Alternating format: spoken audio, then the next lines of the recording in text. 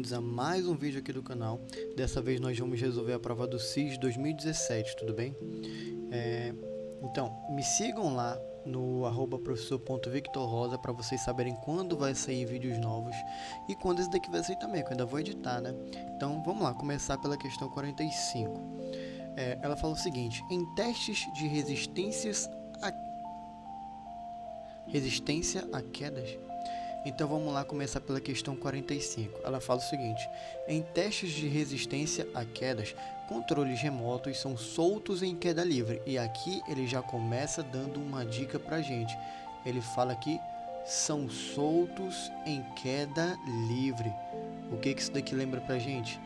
Que já que ele está sendo solto, a velocidade inicial do objeto vale quanto? Velocidade inicial do objeto vale 0, não é? Vamos lá, deixa eu só botar aqui no ler de novo. Contra um piso de concreto, há uma altura de 1,8 metros de altura. Então vamos lá, 1,8 metros. Isso daqui é a altura em que ele se encontra.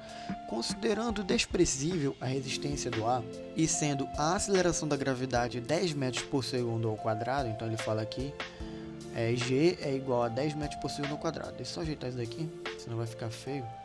Ele fala que H é igual a 1,8 metros e G é igual a 10 metros por segundo ao quadrado. O módulo da velocidade com que o controle remoto toca o chão vale... Então, aqui é queda livre, né?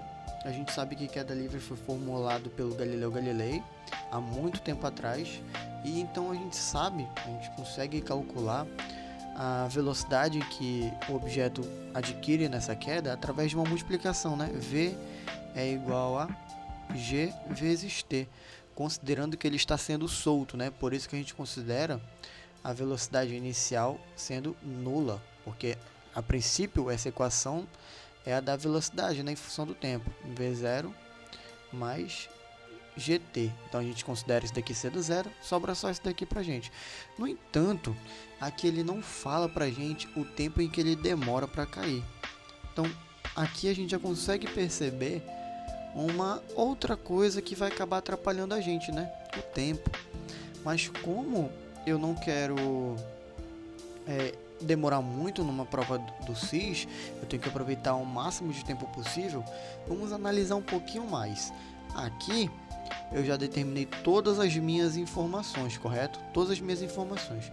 O que ele quer saber afinal? O que ele quer saber? Qual seria o nosso objetivo? O DO. Qual seria o nosso objetivo? Determinar o objetivo.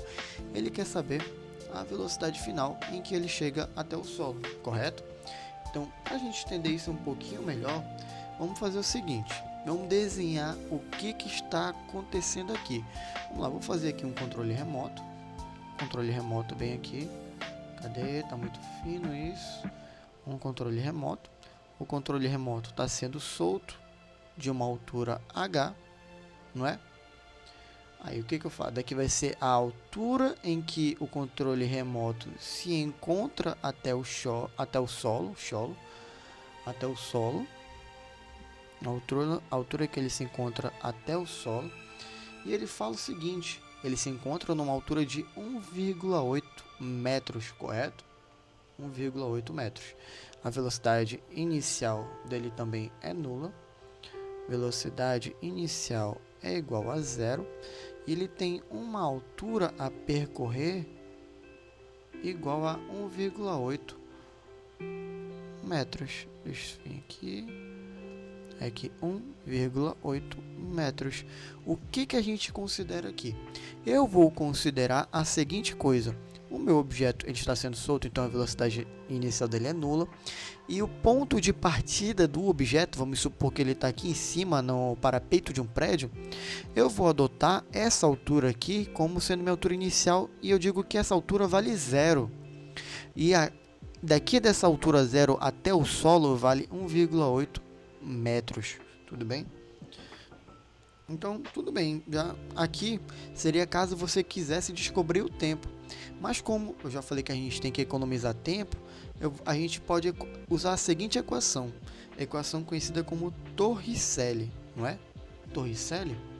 Então, a gente tem que... Torricelli diz que a velocidade ao quadrado é igual a velocidade inicial ao quadrado mais 2 vezes a gravidade vezes a variação da altura. Aí é o seguinte, a variação da altura vai ser 1,8 menos 0, né? A altura final menos a inicial que eu estou trabalhando aqui. Então, isso daqui vai valer 1,8. E isso daqui vai ser positivo ou negativo? A gente já estudou isso antes, né? Ele vai ser negativo só quando ele estiver contra a gravidade. Como aqui o objeto ele está caindo, ou seja, ele está indo em direção à Terra, ele está a favor da gravidade. Então nós vamos ter que o sinal vai ser positivo. A velocidade inicial dele vale 0. Então, matematicamente, algebricamente, eu tenho que v ao quadrado é igual a 2 vezes g vezes delta h. Tudo bem? Agora, como ele quer saber a velocidade final, eu boto tudo em função da velocidade final. Eu tenho que v é igual a raiz de 2 vezes g vezes delta h. Tá aí. Agora é só substituir, né? Todos os valores. Isso daqui vai ser raiz de 2 vezes 10 vezes 1,8. Aqui não vamos enrolar muito não. 10 vezes 1,8, a gente vai andar com a vírgula para a direita, né? Ou seja, vai ficar 18. 18 vezes 2 vai ficar 36. Então eu tenho que V é igual a raiz de 36. Raiz de 36 a gente já sabe quanto é que vale, né? Vale 6, né? Então 6 metros por segundo. Tá aí, nosso valor. Ou seja, a alternativa correta da questão 45 do SIS de 2017 é letra D. Tudo bem? Então, galera, vamos para a próxima questão. Deixa eu só tirar o zoom aqui para vocês verem tudinho. Daqui tá atrapalhando. Tá aí, ó. Tá aí toda a resolução da questão 45. Tira o print, anota e vamos para a próxima questão. Então vamos agora resolver a questão 46 e ela fala o seguinte: o gráfico representa a posição S dada em metros de um corpo em função do tempo dada em segundos, enquanto o corpo realiza um movimento retilíneo. Para movimentos como esse, a função horária que representa a posição em função do tempo tem um aspecto que obedece essa equação. Sendo S0 a posição medida em metros e V a velocidade medida em metros por segundo, a função horária que representa corretamente o movimento representado no gráfico é dada por... Aí ele aqui dá as alternativas, ele quer saber qual é a equação que melhor representa esse gráfico aqui. Então, vamos lá. Gente, aqui ele já dá tudo pra gente, ele vai dando várias dicas, vai dando uma aula aqui praticamente pra gente, para nós podermos resolver essa questão, ou seja, ela tá super fácil. Vamos lá. Primeiro aspecto para a gente resolver essa questão. A gente já sabe que a equação do movimento retilíneo é dada por S é igual a S0 mais V0 vezes T, né? Ou seja, ele é um movimento uniforme, ou seja, o movimento uniforme ele é caracterizado pela sua uniformidade, vamos falar assim. A uniformidade dos espaços em intervalos de tempos iguais, ou seja, ele tem uma velocidade constante, tudo bem? Vou determinar o alfa como sendo constante aqui. Não, vou escrever aqui como o livro gosta, né? Constante. Então, segundo aspecto para a gente entender isso daqui, eu tenho que a velocidade ela é dada no movimento uniforme, é dada pela divisão do espaço que o corpo percorreu em um determinado tempo, correto? Ou seja, um objeto percorreu um espaço em um determinado tempo. E a gente consegue calcular isso através de um gráfico. Pô, vamos lá, desenhar um gráfico aqui de S em função de T. S em função de T. Aqui eu vou fazer o eixo Y e o eixo X. X e Y. Não, vou colocar aqui ST. S e T. E nós conseguimos calcular essa velocidade a partir do gráfico, né? Vamos lá, aqui eu tenho que... vamos imaginar um gráfico assim, crescente, né? E eu consigo calcular a velocidade a partir desse gráfico. Como, professor? Se ele só está dando para a gente o espaço e o tempo, de onde que eu tiro a velocidade daí? De onde que eu tiro a velocidade desse gráfico aí, professor? Ó, aqui eu posso desenhar um triângulo retângulo, olha só. Então aqui eu tenho que, para esse ângulo aqui, aqui eu tenho o meu cateto oposto, que eu também posso dizer que é o espaço, e aqui eu tenho, aqui embaixo no caso, o cateto adjacente, que eu posso trabalhar como sendo o tempo. Se eu calcular a tangente desse meu ângulo alfa aqui, vou dizer que é um ângulo alfa, eu tenho que vai ser o cateto oposto sobre o cateto adjacente, isso daqui é igual a divisão de S por T, que vai ser igual a velocidade, não é? Então, acabou o mistério aqui, eu já sei calcular. Eu tenho que a tangente de alfa é igual a ΔS por ΔT. Mas professor, por que o senhor fez isso? Olha só, aqui ele está me dando, aqui na equação ele está me dando S igual a S0 mais VT. Aqui ele não está pedindo para a gente substituir T, ó, tá tudo como incógnita. Agora ele está querendo saber quanto é que vale a velocidade. Então eu preciso saber qual é o valor da velocidade. E bem simples, né? Já sei que isso daqui é V. Então agora é só substituir os valores. Eu tenho que ΔS é a mesma coisa que S menos S0. E isso daqui é a mesma coisa que T menos T0, né? Confundi aqui, T menos T0. Agora é só substituir. Qual é o espaço inicial? O espaço inicial é 0, né? O espaço inicial é 0. Menos o espaço final, que é 12. 12 aqui. Qual é o tempo? Qual é o tempo inicial? É 6. E qual é o tempo? Qual é o tempo final? O tempo final vale 6. Qual é o tempo inicial? É 0, né? Então aqui vai ser 6 menos 0. Daqui vai ser igual a menos 12 dividido por 6. Vai ser igual a 12 dividido por 6 é 2, com menos na frente vai ficar menos 2 metros por segundo. O que significa esse menos, professor? O que significa esse menos? É uma propriedade da função afim, né? De uma equação do primeiro grau. Se ela está decrescente, eu vou obter o valor desse ângulo como sendo negativo. Mas fisicamente, professor, o que isso significa? Que ele está descrevendo um movimento regressivo, tudo bem? Agora é só substituir esses valores na equação. Novamente, eu sei que S é igual a S0 mais V vezes T. Quanto é que vale S0? S0 vale 12, né? S é igual a 12 menos, que é o valor da velocidade, né? Menos 2 vezes T. Tá aqui a resposta da questão 46. Tirar o zoom aqui para vocês verem tudo.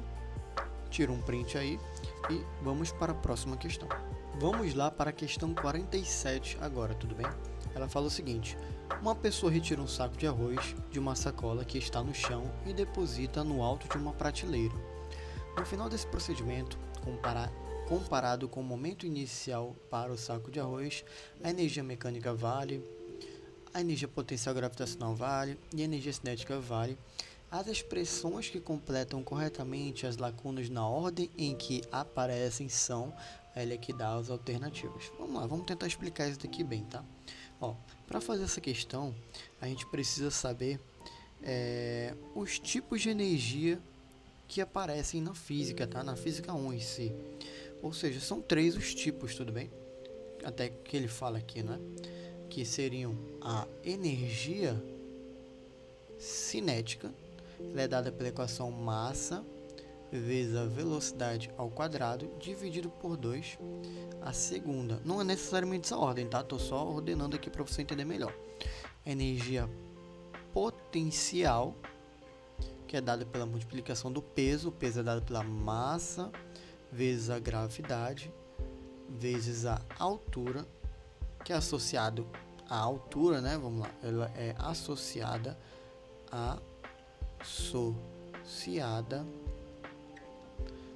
a altura da cinética, a equação da energia cinética, ela é associada ao movimento, tudo bem? Movimento. Aí ele fala mais uma aqui. Ele fala energia mecânica. Energia mecânica seria a soma dessas outras duas energias. Energia mecânica é igual a energia potencial mais a energia cinética.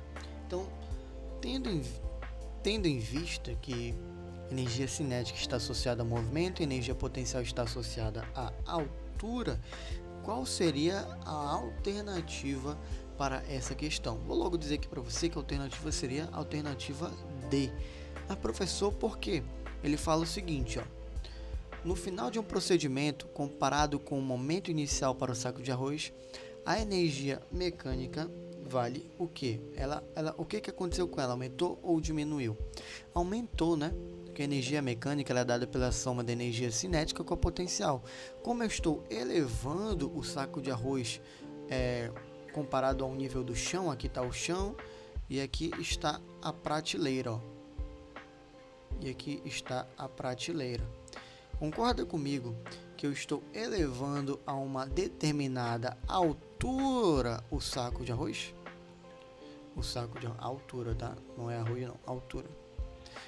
Estou levantando a uma determinada altura, o que faz com que a energia mecânica esteja aumentando. Então, primeira alternativa, ela está aumentando. A energia potencial gravitacional, o que está acontecendo com ela? Está aumentando também, né? E agora a energia cinética. Concorda comigo que quando eu estiver subindo o saco de arroz, ele não vai estar se movimentando? Ou seja, ela permanece nula, né? Ela permanece nula. Ou seja, vamos supor que no procedimento, ele fala bem assim, no final desse procedimento, comparado com o momento inicial para o saco de arroz, a energia mecânica, né? Ou seja, ele vai estar parado o saco de arroz aqui, ó. Não vai ter energia, não vai ter velocidade, não vai ter movimento associado a esse saco de arroz. Por isso que a alternativa correta é a letra D. Então, gente, vamos para a próxima questão. Questão 48. Então, vamos lá para a questão 48. Isso daqui é bem legal. Segundo a lei de Newton aqui. Uma esfera de aço é abandonada a partir do repouso em diferentes situações. Assinale a alternativa na qual a força resultante sobre essa esfera será diferente de zero. Então ele quer que a gente marque a situação na qual a força resultante seja diferente de zero, não é? Então vamos analisar aqui alternativa por alternativa. Primeiramente, eu posso te dizer uma coisa aqui. Na verdade, a gente sabe uma coisa, que a força resultante é igual a massa vezes a aceleração. Ou seja, para que eu tenha força é necessário um movimento. Então, todos os objetos que estiverem parados aqui não vão ser a resposta que nós queremos, né? Olha só, a letra A, ela está totalmente parada, ela não vai adquirir nenhum movimento. Então, não é a letra A. A letra B, bom, ela é a nossa resposta, é a alternativa que a gente precisa. Mas por quê? Vamos realmente checar se é ela, vamos ver as outras. A C, ela está completamente parada também, então não pode ser ela. A D, só pode ser ela caso surja um movimento sobre onde ela está que faça com que ele se movimente, que tire ele do equilíbrio dele. Mas se não tiver esse movimento, ele não está falando nada sobre a alternativa D em si, né? Então não é. A letra E, aqui a gente precisa analisar realmente. A gente sabe que a tração no fio é a mesma nas duas extremidades, né? Devido à terceira lei de Newton, né? Que a gente tem a tração para baixo e uma tração para cima. E é a mesma coisa, né? Porque, tipo, somando todas as forças que nós temos aqui, aplicando a somatória de forças, eu tenho que a somatória de força é igual a zero. Para cá eu tenho o peso, né, o peso da esfera, e para cima eu tenho a tração que está fazendo com que ele permaneça parado. Então o que significa, professor? Eu tenho que T menos P é igual a zero. E perceba que T é igual a P. Então essa alternativa também aqui vai ser igual a zero, porque ele não vai adquirir um movimento. Então a única alternativa que é a correta é a letra B, pois a força resultante está atuando sobre a esfera. Está surgindo um movimento aqui. Está surgindo uma aceleração. Então, a alternativa correta é a letra B. Vamos para a próxima questão. Agora vamos para a questão 49. Ela fala o seguinte: a lixadeira de fita é uma ferramenta utilizada em marcenaria para acabamento na madeira após ter sido cortada.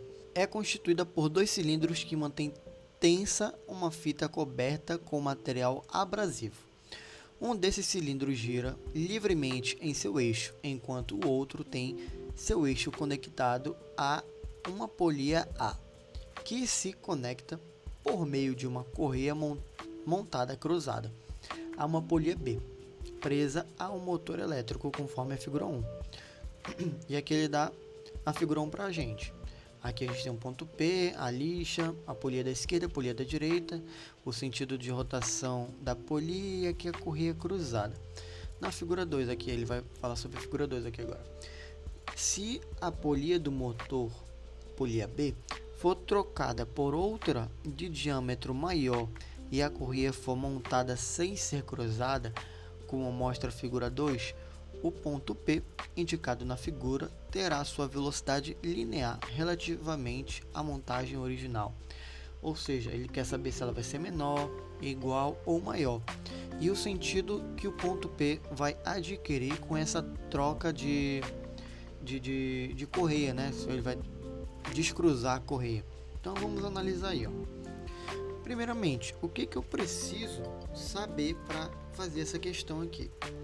Bom, primeiramente aqui é lógica, né? Por exemplo, se a correia está cruzada e ele está adquirindo esse movimento aqui, ó, vamos lá analisar. A correia está cruzada, a polia está indo no sentido anti-horário, Esse movimento vai se transmitir para a outra correia, fazendo com que ela tenha esse movimento aqui. Ou seja, o movimento para a figura 1 é da esquerda para a direita. O ponto P está indo para a direita. Agora, como ele descruzou a correia e ela continua se movendo, a polia B continua se movendo no sentido anti-horário, o ponto P agora vai se movimentar para a esquerda. Então a gente já pode anular algumas questões aqui. Essa e essa. B e D pegou o beco. Agora resta saber se ele vai ser menor, igual ou maior.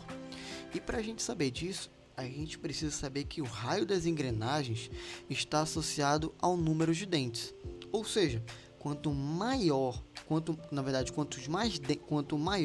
a engrenagem, mais dentes ela vai ter. Dá para ser um vice-versa aí, né? Quanto mais dentes a engrenagem tiver, maior ela vai ser. Maior vai ser o seu tamanho. Quanto maior o seu tamanho, mais engrenagens ela vai ter. Então, o que isso tem a ver, professor? Eu tenho que a velocidade é igual a ômega, a velocidade angular, vezes o raio. Ou seja, quanto maior a engrenagem, maior vai ser a velocidade linear dessa minha polia. Ou seja, perceba que aqui ele está com uma área bem menor, com um raio bem menor. Essa minha polia B na figura 1 está com um raio bem menor do que o da polia B, da figura 2. Então, aumentando o raio, eu vou ter minha velocidade linear aumentando também, né? Ou seja, a alternativa correta dessa questão 49 é a letra E. Ou seja, a velocidade vai ser maior por conta do aumento do raio da polia e o movimento vai ser para a esquerda por conta do sentido do movimento da polia, que está no sentido anti-horário, e porque ele descruzou essa correia, tudo bem? Então, super fácil essa questão aqui. E vamos para a próxima questão. Vamos agora para a questão 50 do CIS 2017. Ele fala o seguinte: a caixa preta de aviões é um dispositivo gravador de dados que ajuda na compreensão dos fatores que conduziram o avião ao acidente. Esse dispositivo pode resistir a uma aceleração de 33 km por segundo ao quadrado, que é coisa pra caramba, em relação ao valor da gravidade da Terra, né? Que corresponde ao valor da gravidade da Terra. A aceleração que uma caixa preta pode suportar é de aproximadamente, ou seja, ele quer saber a relação entre essas duas aqui, né? O que ele quer saber, professor? Ele quer saber a relação entre essas duas. Quantas vezes essa aceleração aqui que a caixa preta suporta é maior do que a aceleração da gravidade. Então, vamos lá. É só dividir, né? Eu tenho 33 quilômetros por segundo ao quadrado. Primeiramente, e o valor que a caixa preta suporta, né? E o valor da gravidade da Terra, que é 9,8. Espera que esse 9 tá feio. 9,8 metros por segundo ao quadrado, não é? Primeira coisa que a gente tem que fazer é igualar as unidades. Daqui tá quilômetro e daqui tá metro, né?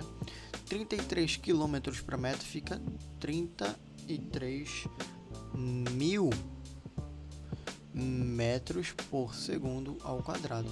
Agora o que eu faço? Eu divido esse 33 mil por 9,8. Se você fizer aí, você vai obter um valor aproximadamente igual a 3.400. 9,8 metros por segundo ao quadrado. Cancela as unidades. Aí a gente vai obter dessa divisão aí o valor de 3.400 aproximadamente, tá? Deixa eu trocar aqui esse sinalzinho, colocar o de aproximadamente. Opa, aproximadamente, tudo bem? Então, vamos para a próxima questão. Vamos agora resolver a questão 51. Vamos lá. Fala o seguinte: o peso de 13.000 newtons da cabine de um elevador é aliviado pela ação do contrapeso de 9.000 newtons. Aqui está atrelado, conforme indica a figura.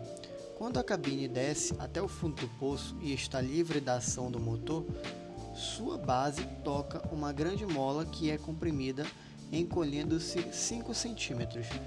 Considere que o peso do cabo e os atritos envolvidos são desprezíveis. E aqui ele dá toda a situação aqui. Ele foi bem legal que ele desenhou pra gente. A constante elástica dessa mola tem o valor D. Então, vamos lá. Vamos anotar tudo que ele está dando primeiramente. Ele está dizendo que o peso da cabine do elevador, eu vou dizer PE, tá? PE de peso do elevador. PE, que é peso do elevador, é igual a 13.000 newtons. 13.000 newtons. E ele fala que o peso do contrapeso é igual a 9.000 newtons. Ele fala uma outra coisa aqui também, que a mola é comprimida, encolhendo-se 5 centímetros. Então X é igual a 5 centímetros. Como a gente quer tudo no SI, no Sistema Internacional de Unidades, isso daqui vai ser a mesma coisa que 0,5 não. 0,05 metros. Espera aí. 0,05 metros, tudo bem? E essas daqui são as nossas informações. Determinamos as nossas informações. Vamos determinar agora o nosso objetivo. Vamos lá, o DO. Determinar o objetivo. E o que ele está querendo aqui é a constante elástica da mola. Constante elástica da mola. É o que ele quer saber. Então vamos lá. Seguinte, eu aumentei aqui a imagem para nós entendermos melhor o que está acontecendo aqui. E aqui nós vamos ter que usar a segunda lei de Newton e a terceira lei de Newton. A segunda lei de Newton fala sobre a dinâmica, né? que força é igual a massa vezes aceleração. Só existe força se estiver uma aceleração, né? E a terceira lei de Newton, que toda ação tem uma reação. Então, nós vamos usar essas três leis aqui. Vamos colocar todas as forças que estão aparecendo aqui nesse meu sistema que foi fornecido para a gente, né? Então, vamos lá. O elevador, ele tem um peso, né? O elevador, ele tem um peso. Ele fala isso no problema. Tem um peso, que eu chamei de PE. E está sendo exercido uma força que eu conheço como força elástica, uma força elástica da mola sobre esse elevador. Então, uma força vertical para cima, que eu vou chamar de FEL, que é força elástica. Também tem um cabo ligado a esse elevador. E a gente sabe o nome da força quando algo está ligado a um cabo ou um fio, né, que a gente conhece como tração. Então aqui a gente tem a tração, que a gente denomina pela letra T. Aqui eu também vou ter o peso do meu contrapeso, que eu chamei de P de CP. E como se trata do mesmo fio, eu também vou ter aqui a mesma tração. Então, o que a gente faz agora, professor? A gente faz a somatória das forças, né? Vamos lá. Eu tenho que a somatória das forças aqui, somatória das forças é igual a força elástica menos o peso do elevador, né? Mais a tração. Ou seja, eu posso dizer que a força elástica, perceba que os vetores estão no mesmo sentido, né? A força elástica está somando com a tração, estão indo na mesma direção, no mesmo sentido, né? Estão no mesmo sentido vertical e na mesma direção para cima, e o peso do elevador está em direção oposta para baixo. Então, matematicamente, como é que fica isso? Eu digo que a força elástica está somando com a tração e subtraindo do peso do elevador. Tudo bem? Então, agora já fica simples, né? Eu tenho que a somatória das forças de um corpo é igual a zero. Então, eu vou ter que a força elástica mais a tração menos o peso de E é igual a zero.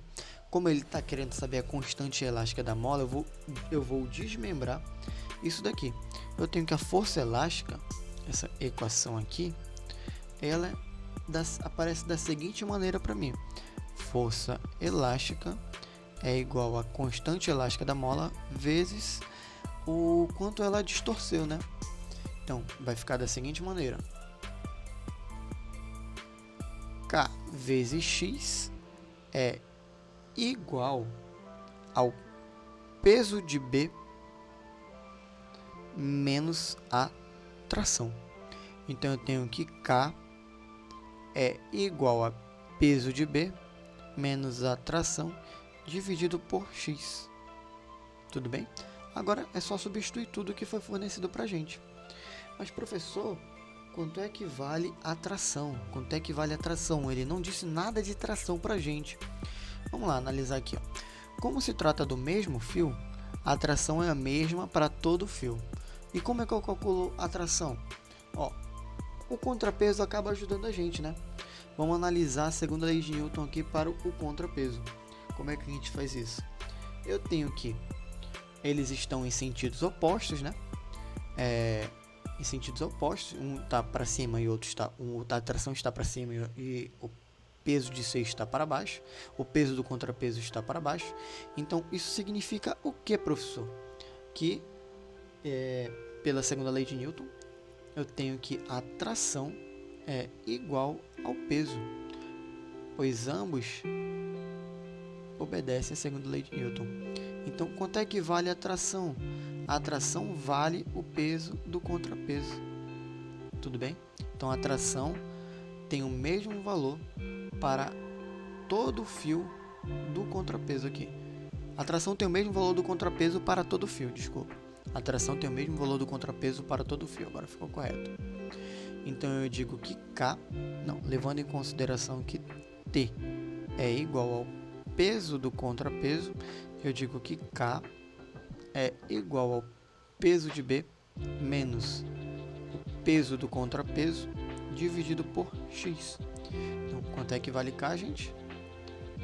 K é igual a... deixa eu ver aqui. Vai ficar 13.000, né? 13.000. Pera aí, que tô ficando torto. Deitei a mesa aqui sem querer. 13.000 menos 9.000 dividido pelo valor da distensão da mola, né? Que é 0,05. Isso daqui vai dar Vamos resolver isso daqui, né? Vamos ver quanto é que vai ficar isso. Desculpa. 13 menos 9 dá 4. Então isso daqui vai ser 4.000, né? 4.000 dividido por 0,05. Eu posso reescrever isso daqui, né? Como, professor? Vai ficar 4.000 sobre 5 dividido por 100. O que eu faço aqui agora? Vai ficar meio grande isso daqui.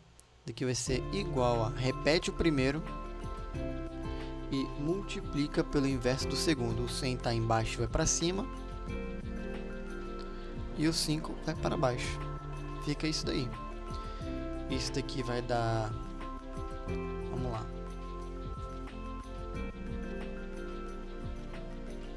4, 1, 2, 3, 1, 2. Vai dar 400.000. Dividindo isso daí por 5. 4, 5... 80.000 newtons por metro. Dividindo isso daqui por 5. Deixa eu ajeitar isso daqui para ficar mais bonito. É 400.000 aqui.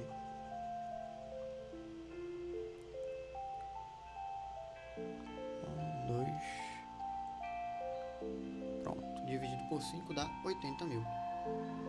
E a alternativa correta dessa questão é a letra D. D de dado. Tudo bem? Vou tirar o zoom aqui para vocês verem a questão toda. Então, tirei em print e vamos para a próxima questão. Então vamos agora para a última questão do SIS 2017. E vocês vão ver que essa prova foi super fácil quando vocês refizerem ela. Olha só essa questão.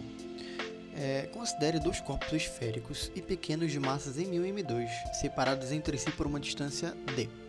A força gravitacional entre esses corpos se mantém inalterada quando a massa M1 é... Aí a gente tem que analisar aqui, né? Bom, a gente sabe que a força gravitacional ela é dada pela seguinte equação. Força gravitacional é igual à minha constante gravitacional. Aí aqui ela está multiplicando a massa M1 vezes a massa M2 dividido pela distância ao quadrado. Então, ele está querendo saber se ela vai se permanecer inalterada. Ou seja, a gente tem que analisar cada uma dessas alternativas aqui, substituir nesta equação e tem que dar exatamente essa equação. Como, professor? Você vai fazer passo a passo para cada alternativa e tem que chegar neste resultado. Vou fazer uma como exemplo e vou já dizer a correta aqui. Vamos lá.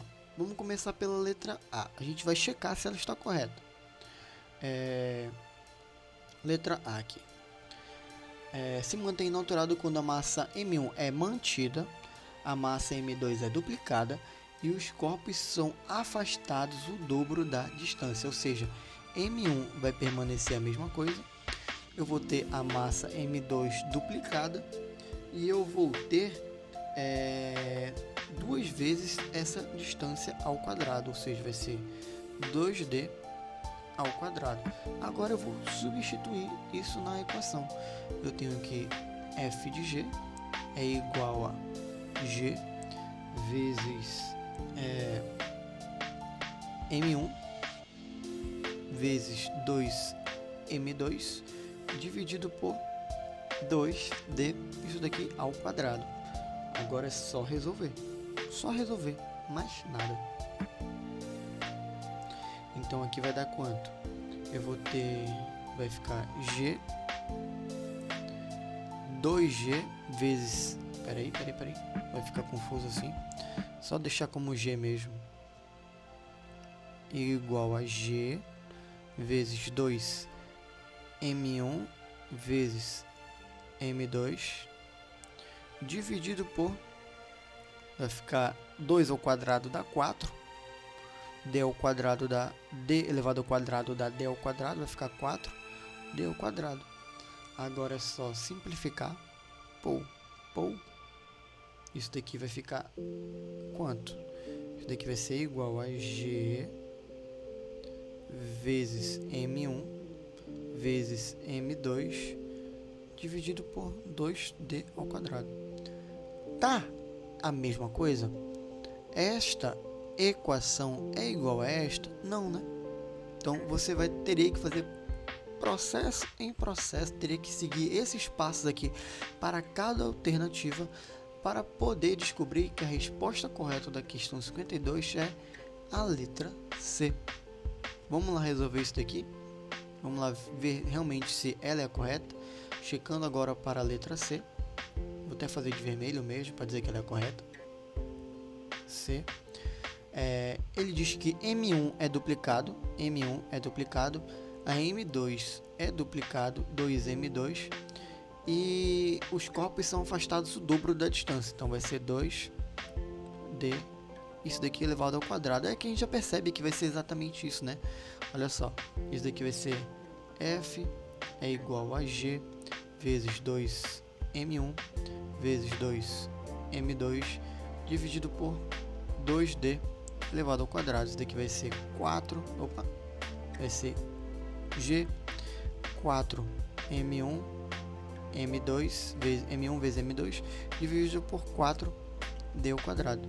Simplifica o 4, né? E vai ficar exatamente a mesma coisa. Isso daqui vai ser igual a 4G vezes M1 vezes M2 dividido por D ao quadrado. Então, a resposta correta, a alternativa correta é a letra C. Pessoal, não se esqueça de curtir e compartilhar o vídeo. Adicione ele aos favoritos, bote ele em uma pasta aí e até mais. Até a próxima prova, né?